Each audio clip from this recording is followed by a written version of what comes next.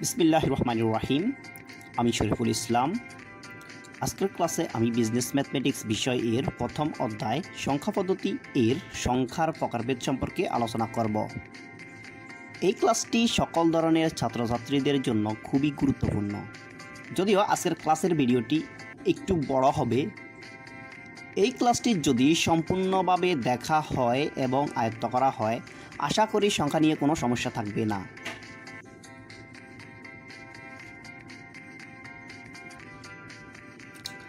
সংখ্যা অর্থাৎ নাম্বার।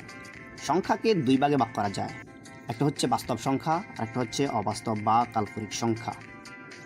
আমরা প্রথমে বাস্তব সংখ্যা নিয়ে আলোচনা করব, তারপর আমরা অবাস্তব বা কাল্পনিক সংখ্যা নিয়ে আলোচনা করব।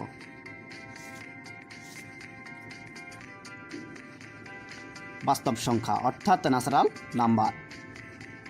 বাস্তব সংখ্যা হচ্ছে বাস্তবে যত রকম সংখ্যা রয়েছে তাদেরকে বলা হয় বাস্তব সংখ্যা।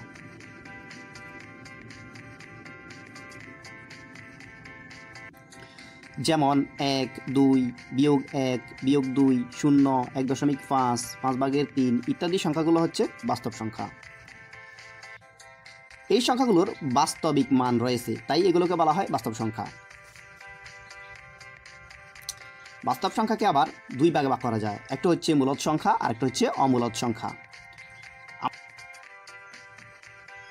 আমাদের বোঝার সুবিধার্থে আমরা মূলদ সংখ্যা এবং অমূলদ সংখ্যা সম্পর্কে একটু পরে আলোচনা করব। মূলদ সংখ্যাকে আবার দুই ভাগে ভাগ করা যায়, একটা হচ্ছে পূর্ণ সংখ্যা আর একটা হচ্ছে ভগ্নাংশ। আমরা প্রথমে পূর্ণ সংখ্যার প্রকারভেদ সম্পর্কে আলোচনা করব, তারপর আমরা ভগ্নাংশ নিয়ে আলোচনা করব। পূর্ণ সংখ্যা হচ্ছে যে সংখ্যাগুলো ভগ্নাংশ এবং দশমিক আকারে নেই, সম্পূর্ণ অংশ নিয়ে গঠিত, সেগুলোকে বলা হয় পূর্ণ সংখ্যা।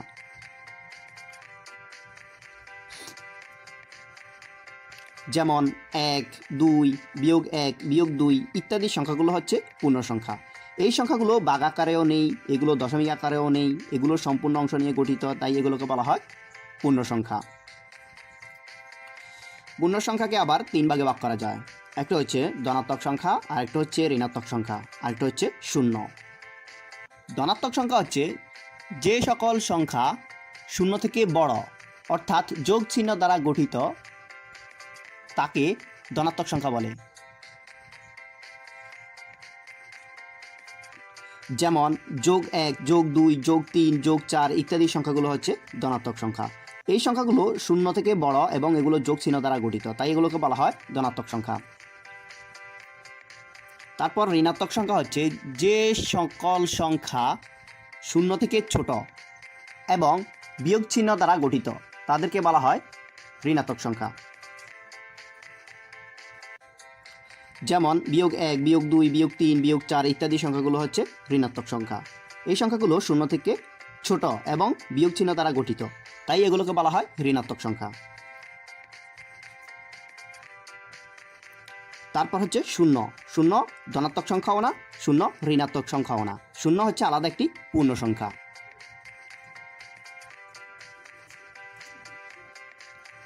আমরা খেয়াল করি, এটি হচ্ছে একটি পূর্ণ সংখ্যার রেখা। পূর্ণ সংখ্যার রেখায় শূন্য সবার মাঝখানে অবস্থিত। শূন্য এর ডান পাশে অর্থাৎ শূন্য থেকে বড় এবং যোগ চিহ্ন দ্বারা গঠিত সংখ্যাগুলো হচ্ছে ধনাত্মক সংখ্যা। আবার শূন্য এর বাম পাশে অর্থাৎ শূন্য থেকে ছোট এবং বিয়োগ চিহ্ন দ্বারা গঠিত সংখ্যাগুলো হচ্ছে ঋণাত্মক সংখ্যা। শূন্য ধনাত্মক সংখ্যার মধ্যেও পড়ে না, শূন্য ঋণাত্মক সংখ্যার মধ্যেও পড়ে না, তাই শূন্য হচ্ছে একটি আলাদা পূর্ণ সংখ্যা।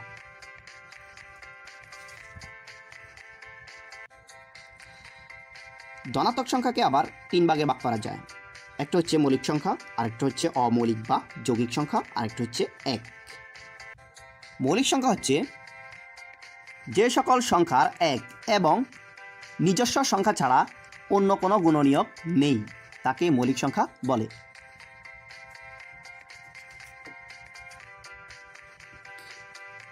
যেমন 2, 3, 5, 7, 11 ইত্যাদি সংখ্যাগুলো হচ্ছে মৌলিক সংখ্যা। আমরা খেয়াল করি, 2 = 1 গুণ 2। 2 একে 2 ছাড়া আর অন্য কোনোভাবে 2 মিলানো যায় না। 2 এর 1 এবং নিজস্ব সংখ্যা 2 ছাড়া আর অন্য কোনো গুণনীয়ক নেই। 2 এর মাত্র 2টি গুণনীয়ক রয়েছে, সেটি হচ্ছে 1 এবং 2, তাই 2 হচ্ছে একটি মৌলিক সংখ্যা। ঠিক একইভাবে 3 সমান সমান 1 গুণ 3, 3 একে 3 ছাড়া আর অন্য কোনোভাবে 3 মেলানো যায় না। 3-এর 1 এবং নিজস্ব সংখ্যা 3 ছাড়া আর অন্য কোনো গুণনীয়ক নেই। 3-এর মাত্র 2টি গুণনীয়ক রয়েছে, সেটি হচ্ছে 1 এবং 3, তাই 3 হচ্ছে একটি মৌলিক সংখ্যা। ঠিক একইভাবে 5, 7, 11 ইত্যাদি সংখ্যাগুলো হচ্ছে মৌলিক সংখ্যা। তারপর অমৌলিক বা যৌগিক সংখ্যা হচ্ছে যে সকল সংখ্যার 1 এবং নিজস্ব সংখ্যা ছাড়াও অন্য 1 বা একাধিক গুণনীয়ক আছে, তাকে অমৌলিক বা যৌগিক সংখ্যা বলে। যেমন 4, 6, 8, 9, 10 ইত্যাদি সংখ্যাগুলো হচ্ছে যৌগিক সংখ্যা। আমরা খেয়াল করি 4 সমান সমান 1 গুণ 4, 4 একে 4 ছাড়াও 2 গুণ 2, 2 দুগুণে 4 মেলানো যায়। 4-এর 1 এবং নিজস্ব সংখ্যা 4 ছাড়াও আরও একটি গুণনীয়ক রয়েছে। 4-এর 2-এর অধিক 3টি গুণনীয়ক রয়েছে, সেটি হচ্ছে 1, 2 এবং 4, তাই 4 হচ্ছে একটি যৌগিক সংখ্যা। ঠিক একইভাবে 6 সমান সমান 1 গুণ 6, 6 একে 6 ছাড়াও 2 গুণ 3, 3 দুগুণে 6 মেলানো যায়। 6-এর 1 এবং নিজস্ব সংখ্যা 6 ছাড়া আরও 2টি গুণনীয়ক রয়েছে। 6-এর 2-এর অধিক 4টি গুণনীয়ক রয়েছে, সেটি হচ্ছে 1, 2, 3 এবং 6, তাই 6 হচ্ছে একটি যৌগিক সংখ্যা। ঠিক একইভাবে 8, 9, 10 ইত্যাদি সংখ্যাগুলো হচ্ছে যৌগিক সংখ্যা। তারপর আসি 1 মৌলিক সংখ্যাও না, যৌগিক সংখ্যাও না। কেন 1 মৌলিক সংখ্যাও না, যৌগিক সংখ্যাও না, সেটা জানার জন্য আমাদের মৌলিক ও যৌগিক সংখ্যার বৈশিষ্ট্য জানতে হবে।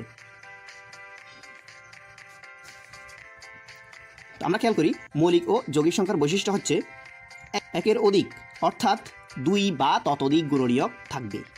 এখানে বোঝানো হয়েছে একটি নয়, 1-এর অধিক গুণনীয়ক থাকতে হবে, তাই 1 মৌলিক ও যৌগিক কোনোটিই নয়, কারণ 1 একে 1 অর্থাৎ 1-এর একটি মাত্র গুণনীয়ক এবং তা হলো 1, তাই 1 হলো আলাদা একটি সংখ্যা। তো মৌলিক ও যৌগিক সংখ্যার বৈশিষ্ট্য অনুযায়ী 1 মৌলিক সংখ্যার মধ্যেও পড়ে না, 1 যৌগিক সংখ্যার মধ্যেও পড়ে না, তাই 1 হচ্ছে আলাদা একটি ধনাত্মক সংখ্যা।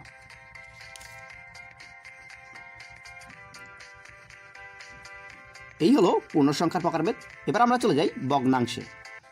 ভগ্নাংশ হচ্ছে পরস্পর দুটি পূর্ণ সংখ্যার মাঝখানে যে সকল সংখ্যা রয়েছে তাদেরকে ভগ্নাংশ বলে।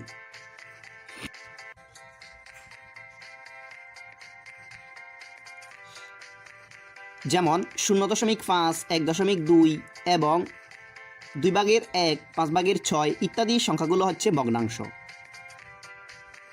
আমরা খেয়াল করি পরস্পর দুটি পূর্ণ সংখ্যা হচ্ছে 0 এবং 1, এর মাঝখানের একটি সংখ্যা হচ্ছে 0.5, এটি হচ্ছে একটি ভগ্নাংশ। এটিকে আবার লেখা যায় নিচে দশমিকের জন্য 1 এবং দশমিকের পরে একটি সংখ্যার জন্য 0 একটি এবং উপরে দশমিক উঠিয়ে নিলে থাকে 5। এটিকে যদি আমরা 5 দিয়ে কাটাকাটি করি তাহলে পাই 5 একে 5, 5 দুগুণে 10 সমান সমান 2/1 অর্থাৎ হাফ। 0.5কে আবার লেখা যায় 2/1, তাই এই দুটি সংখ্যা হচ্ছে ভগ্নাংশ।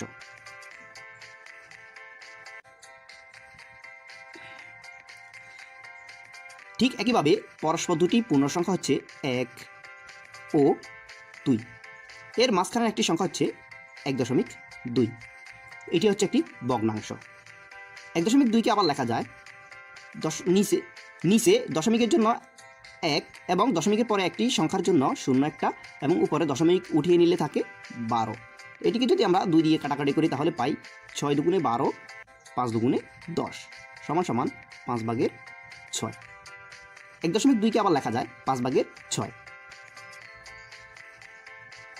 তো এই সংখ্যা দুটি হচ্ছে ভগ্নাংশ।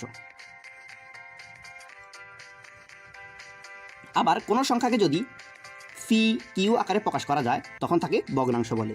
তো এক্ষেত্রে কিউ এর মান 0 হবে না।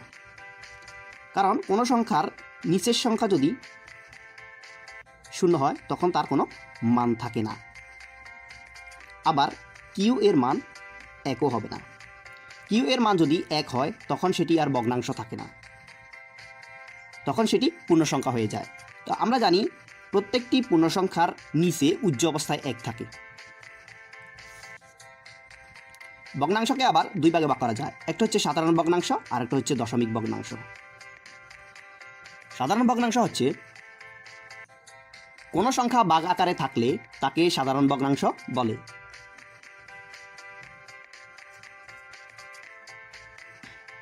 যেমন 5/1, 3/2, 5/6 ইত্যাদি সংখ্যাগুলো হচ্ছে সাধারণ ভগ্নাংশ। এই সংখ্যাগুলো ভাগ আকারে রয়েছে, তাই এগুলোকে বলা হয় সাধারণ ভগ্নাংশ। তারপর দশমিক ভগ্নাংশ হচ্ছে কোনো সংখ্যা যদি দশমিক আকারে থাকে তাকে দশমিক ভগ্নাংশ বলে। যেমন 0.5, 1.3, 3.5 ইত্যাদি সংখ্যাগুলো হচ্ছে দশমিক ভগ্নাংশ। এই সংখ্যাগুলো দশমিক আকারে রয়েছে, তাই এগুলোকে বলা হয় দশমিক ভগ্নাংশ। সাধারণ ভগ্নাংশকে আবার দুই ভাগে ভাগ করা যায়, একটা হচ্ছে প্রকৃত ভগ্নাংশ আর একটা হচ্ছে অপ্রকৃত ভগ্নাংশ। অপ্রকৃত ভগ্নাংশকে মিশ্র ভগ্নাংশে রূপান্তর করা যায়, মিশ্র ভগ্নাংশকে অপ্রকৃত ভগ্নাংশে রূপান্তর করা যায়। কোনো অঙ্কের মান অপ্রকৃত থাকে না, যদি অপ্রকৃত হয় তখন তাকে মিশ্র ভগ্নাংশে রূপান্তর করতে হয়। প্রকৃত ভগ্নাংশ হচ্ছে যে ভগ্নাংশের হরের মান বড় এবং লবের মান ছোট, তাকে প্রকৃত ভগ্নাংশ বলে। যেমন 2/1, 5/3, 9/4 ইত্যাদি সংখ্যাগুলো হচ্ছে প্রকৃত ভগ্নাংশ। আমরা জানি ভগ্নাংশের নিচের রাশিকে বলা হয় হর এবং উপর রাশিকে বলা হয় লব। এই সংখ্যাটিতে হর হচ্ছে 2, লব হচ্ছে 1। হরের মান বড় এবং লবের মান ছোট, তাই এটি হচ্ছে একটি প্রকৃত ভগ্নাংশ। ঠিক একইভাবে 5/3, 9/4 ইত্যাদি সংখ্যাগুলো হচ্ছে প্রকৃত ভগ্নাংশ। তারপর অপ্রকৃত ভগ্নাংশ হচ্ছে যে ভগ্নাংশের লবের মান বড় এবং হরের মান ছোট, তাকে অপ্রকৃত ভগ্নাংশ বলে।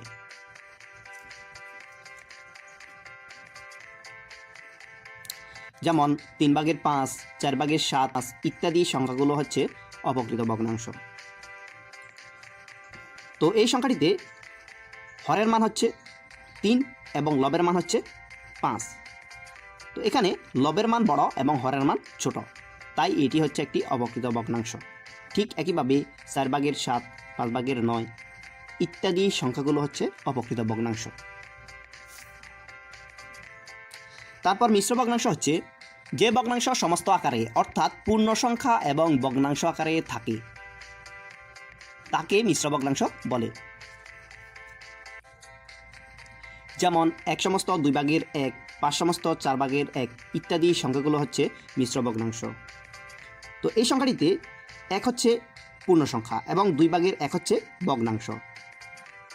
যেহেতু সংখ্যাটিতে পূর্ণ সংখ্যা এবং ভগ্নাংশের সংমিশ্রণ রয়েছে, তাই এই সংখ্যাটি হচ্ছে মিশ্র ভগ্নাংশ। ঠিক একইভাবে 5/4/1 ইত্যাদি সংখ্যাগুলো হচ্ছে মিশ্র ভগ্নাংশ। তারপর দশমিক সংখ্যাকে আবার দুই ভাগে ভাগ করা যায়, একটা হচ্ছে সসীম দশমিক সংখ্যা আর একটা হচ্ছে অসীম দশমিক সংখ্যা। সসীম দশমিক সংখ্যা হচ্ছে যে সংখ্যার দশমিকের পরে একটা লিমিট থাকবে, অর্থাৎ একটি পর্যায়ে গিয়ে শেষ হয়ে যাবে, তাকে সসীম দশমিক সংখ্যা বলে।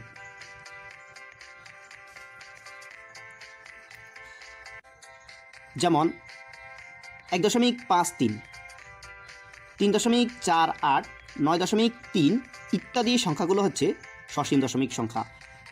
এই সংখ্যাগুলোর দশমিকের পরে শেষ আছে, তাই এগুলোকে বলা হয় সসীম দশমিক সংখ্যা।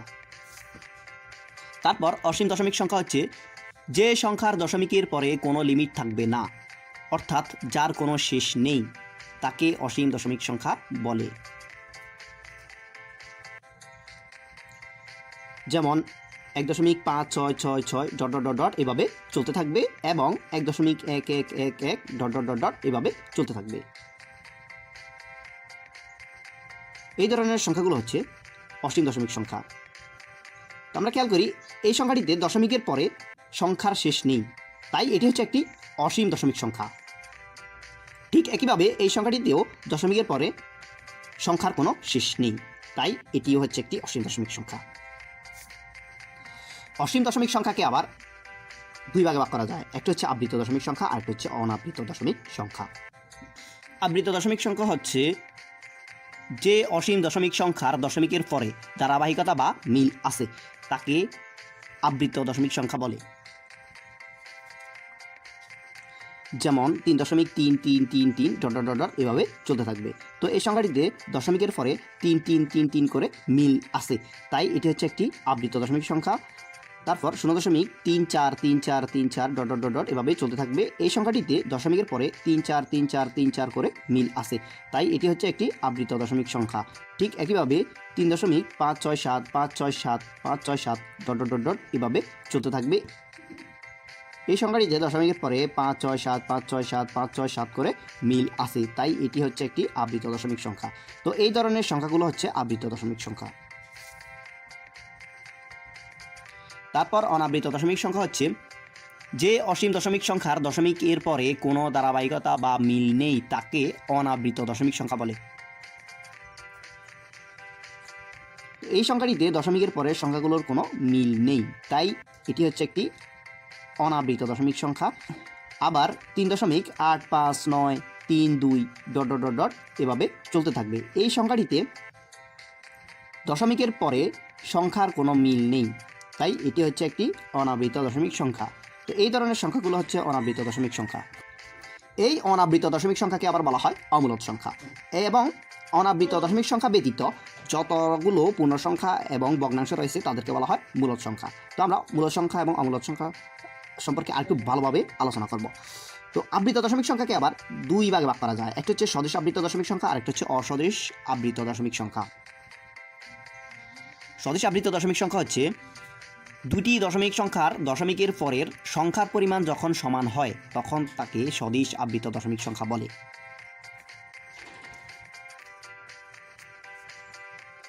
যেমন 3.2222 ডট ডট ডট ডট এবং 2.6363 ডট ডট ডট ডট। তো এই সংখ্যা দুটিতে দশমিকের পরের সংখ্যার পরিমাণ সমান, তাই এই সংখ্যা দুটিকে বলা হয় সদিশ আবৃত দশমিক সংখ্যা। তারপর অসদিশ আবৃত দশমিক সংখ্যা হচ্ছে দুটি দশমিক সংখ্যার দশমিকের পরের সংখ্যার পরিমাণ যখন সমান নয় তখন তাকে অসদিশ আবৃত সংখ্যা বলে। যেমন 3.555 dot dot dot dot dot 5.3939 dot dot dot dot dot. তো এই সংখ্যা দুটিতে দশমিকের পরে সংখ্যার পরিমাণ সমান নয়, তাই এই সংখ্যা দুটিকে বলা হয় অসদিশ আবৃত দশমিক সংখ্যা। এইবার আমি ভগ্নাংশের রূপান্তর নিয়ে আলোচনা করব।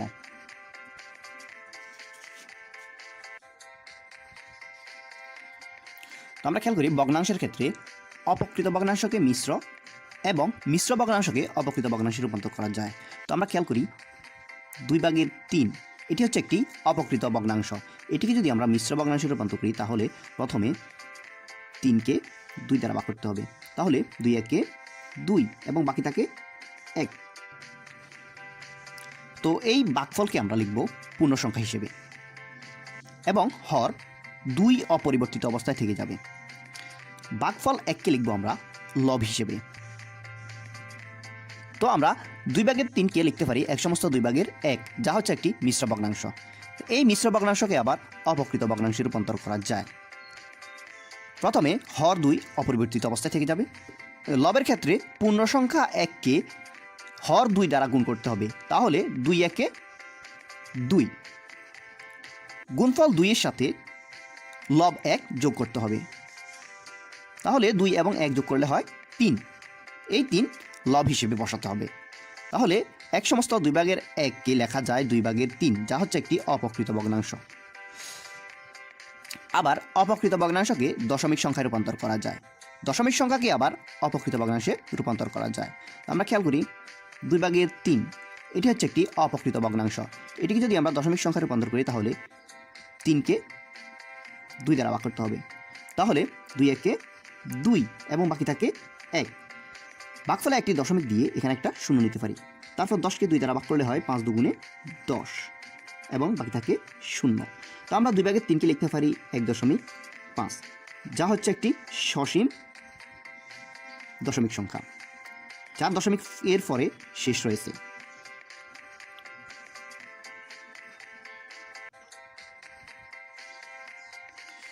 এই সসীম দশমিক সংখ্যাকে আবার অপকৃত ভগ্নাংশে রূপান্তর করা যায়। তো আমরা খেয়াল করি 1.5, এটি হচ্ছে একটি সসীম দশমিক সংখ্যা।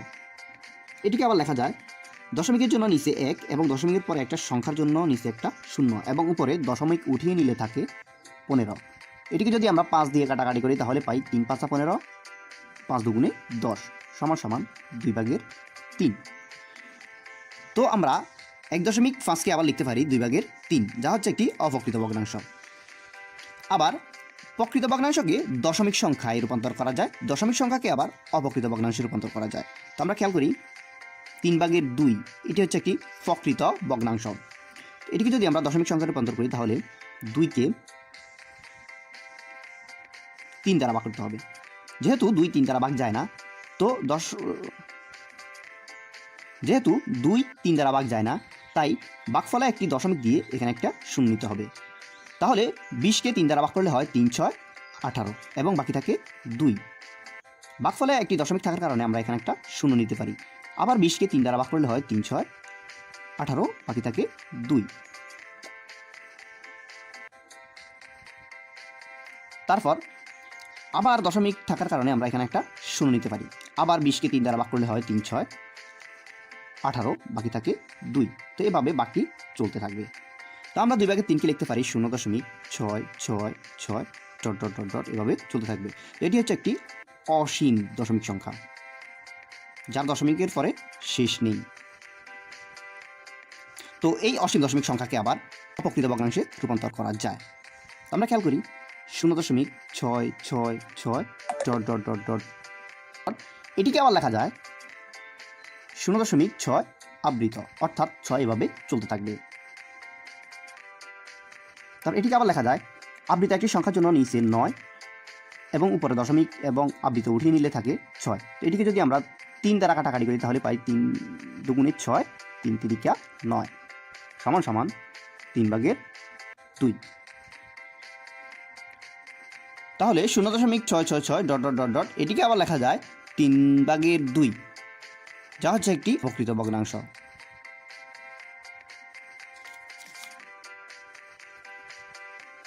এবার আমরা আসি মূলদ সংখ্যা এবং অমূলদ সংখ্যা। তো আমরা একটু আগেই জানলাম মূলদ সংখ্যা হচ্ছে অনাবৃত দশমিক সংখ্যা ব্যতীত সকল ধরনের বাস্তব সংখ্যাগুলো হচ্ছে মূলদ সংখ্যা।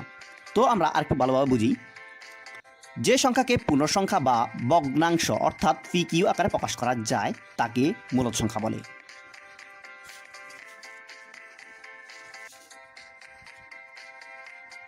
যেমন √4, √9, √4/9 ইত্যাদি সংখ্যাগুলো হচ্ছে মূলদ সংখ্যা। আমরা যদি √4 এর ক্যালকুলেটরের মান বের করি তাহলে এর মান হচ্ছে 2। তো √4কে পূর্ণসংখ্যায় রূপান্তর করা যায়, তাই এটি হচ্ছে একটি মূলদ সংখ্যা।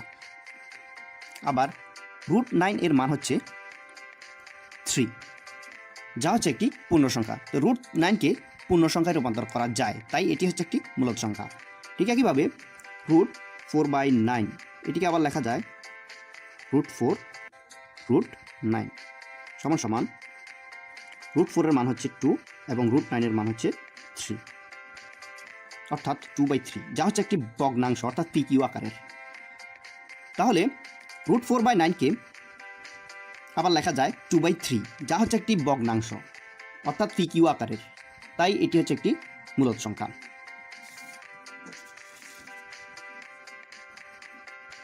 এবার আসি অমূলদ সংখ্যা। তো আমরা অমূলদ সংখ্যা সম্পর্কে আমরা জেনেছি, সেটি হচ্ছে অনাবৃত দশমিক সংখ্যাগুলোই হচ্ছে অমূলদ সংখ্যা। তো আমরা আরেকটু ভালোভাবে বুঝি, যে সংখ্যাকে পূর্ণ সংখ্যা বা ভগ্নাংশ অর্থাৎ PQ আকারে প্রকাশ করা যায় না তাকে অমূলদ সংখ্যা বলে। তো এক্ষেত্রে দশমিক সংখ্যাটি হবে অসীম অনাবৃত। যেমন √2, √3, 2.2360679 777 ... এভাবে চলতে থাকবে। তো এই সংখ্যাগুলো হচ্ছে অমূলদ সংখ্যা। আমরা খেয়াল করি, আমরা যদি ক্যালকুলেটারে √2 এর মান বের করি তাহলে পাই 1.414213562 ... এভাবে চলতে থাকবে। এটি হচ্ছে একটি অনাবৃত দশমিক সংখ্যা। এটিকে কোনোভাবেই পূর্ণসংখ্যা বা ভগ্নাংশ অর্থাৎ তৃতীয় আকারে প্রকাশ করা যায় না, তাই এটি হচ্ছে একটি অমূলদ সংখ্যা। ঠিক একইভাবে √3 এর মান আমরা ক্যালকুলেটারে বের করলে পাই 1.73205080 ... এভাবে চলতে থাকবে। তো এটি হচ্ছে একটি অনাবৃত দশমিক সংখ্যা। এই সংখ্যাকে কখনো পূর্ণ সংখ্যা বা ভগ্নাংশ অর্থাৎ তৃতীয় আকারে প্রকাশ করা যায় না, তাই এটি হচ্ছে একটি অমূলদ সংখ্যা। ঠিক একইভাবে 2.2360679777... চলতে থাকবে। এই সংখ্যাটিও হচ্ছে একটি অনাবৃত দশমিক সংখ্যা। এই সংখ্যাকে পূর্ণ সংখ্যা বা ভগ্নাংশ অর্থাৎ তৃতীয় আকারে প্রকাশ করা যায় না, তাই এই সংখ্যাটিও হচ্ছে অমূলদ সংখ্যা।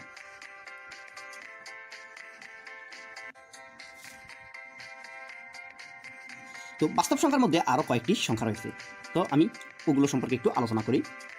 প্রথমে আসি স্বাভাবিক সংখ্যা। স্বাভাবিক সংখ্যা হচ্ছে শূন্য থেকে বড় যত রকম ধনাত্মক পূর্ণ সংখ্যা রয়েছে তাদেরকে বলা হয় স্বাভাবিক সংখ্যা। যেমন 1, 2, 3, 4, 5, 6, 7, 8, 9, 10 ইত্যাদি সংখ্যাগুলো হচ্ছে স্বাভাবিক সংখ্যা। তো এই সংখ্যাগুলো হচ্ছে শূন্য থেকে বড়। সকল সংখ্যাই হচ্ছে ধনাত্মক এবং পূর্ণ সংখ্যা, তাই এই সংখ্যাগুলো হচ্ছে স্বাভাবিক সংখ্যা।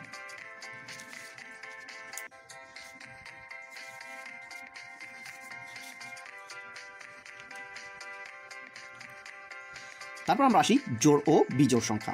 তো জোড় সংখ্যা হচ্ছে যে সকল সংখ্যা 2 দ্বারা বিভাজ্য তাদেরকে বলা হয় জোড় সংখ্যা। যেমন 0, 2, 4, 6 ইত্যাদি এবং -2, -4, -6 ইত্যাদি সংখ্যাগুলো হচ্ছে জোড় সংখ্যা। এই সংখ্যাগুলো 2 দ্বারা বিভাজ্য, তাই এই সংখ্যাগুলোকে জোড় সংখ্যা বলা হয়। তারপর বিজোড় সংখ্যা হচ্ছে যে সংখ্যাগুলো 2 দ্বারা বিভাজ্য নয় তাদেরকে বলা হয় বিজোড় সংখ্যা। যেমন 1, 3, 5 ইত্যাদি এবং -1, -3, -5 ইত্যাদি সংখ্যাগুলো হচ্ছে বিজোড় সংখ্যা। তো এবার আসি শূন্য। শূন্য হচ্ছে জোড় সংখ্যা। আমরা অনেকেই এটা নিয়ে কনফিউজড থাকি। শূন্য হচ্ছে 2 দ্বারা বিভাজ্য। তো আমরা খেয়াল করি, শূন্যকে যদি আমরা 2 দ্বারা ভাগ করি তাহলে পাই 2 0 0, ভাগফল মিলে যায়, তাই শূন্য হচ্ছে একটি জোড় সংখ্যা। আমরা পূর্ণসংখ্যার রেখায় আমরা খেয়াল করি 2 হচ্ছে একটি জোড় সংখ্যা। 2 এর সামনে রয়েছে 1 এবং পরে রয়েছে 3। এই সংখ্যা দুটি হচ্ছে বেজোড় সংখ্যা। তো পরস্পর দুটি বেজোড় সংখ্যার মাঝখানের সংখ্যাটি হচ্ছে জোড় সংখ্যা, তাই 2 হচ্ছে একটি জোড় সংখ্যা। ঠিক একইভাবে 0 এর আগে রয়েছে -1 এবং 0 এর পরে রয়েছে 1। এই সংখ্যা দুটি হচ্ছে বেজোড় সংখ্যা, তাই পরস্পর দুটি বেজোড় সংখ্যার মাঝখানে রয়েছে 0, তাই 0 হচ্ছে একটি জোড় সংখ্যা। এই হচ্ছে বাস্তব সংখ্যার প্রকারভেদ। এবার আমরা চলে যাব অবাস্তব বা কাল্পনিক সংখ্যা।